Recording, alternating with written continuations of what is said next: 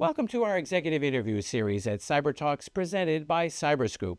I'm Wyatt Cash, and we're here with Ryan Kazanciyan, CIO and CISO for Wiz. Ryan, thanks for joining us. Thank you, Wyatt. Great to be here. I'd like to start by asking, how has the increased reliance on cloud services made real-time cybersecurity and threat detection both easier and harder?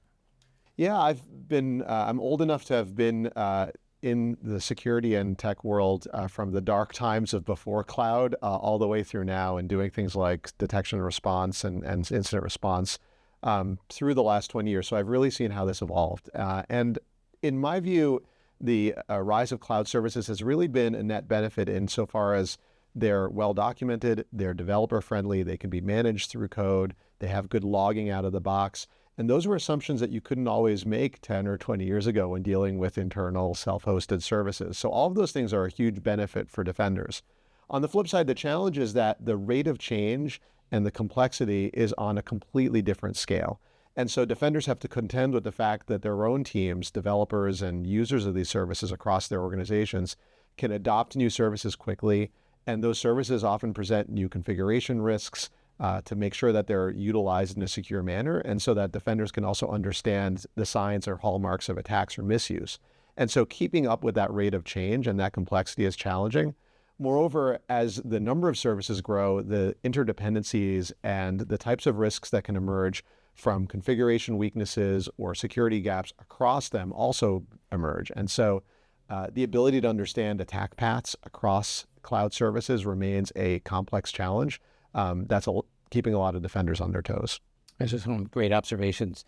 Next, I'd like to get your take on how have you seen the increased use of AI both by defenders but also attackers? How's that changed your organization's cybersecurity strategy in the last year, or how you're supporting government customers?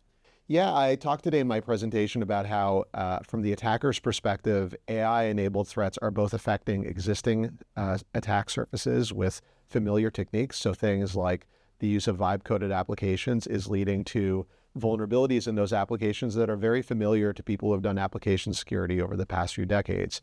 It's just that there's many more of them, and they're arising much quicker now that things like vibe-coding platforms are making development available to the masses.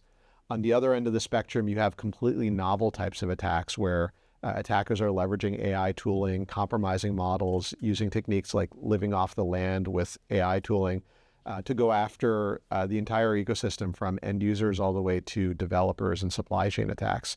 And so from the defender's perspective, a lot of the same principles for guarding AI are tried and true: understanding your environment, inventorying your models, inventorying your agents and MCP servers, understanding the identities used across that stack, and then having guardrails that you can programmatically implement and enforce across all of those.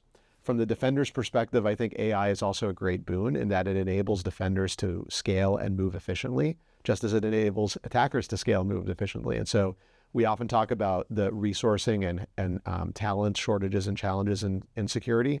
I don't think AI replaces the need for people, but it does allow security engineers and security operations teams to scale with what they have much, much more efficiently. And I think that can help us move as fast as attackers are evolving. Well, Ryan Kazanciyan, thank you so much for joining us here at Cyber Talk. My pleasure. Thank you.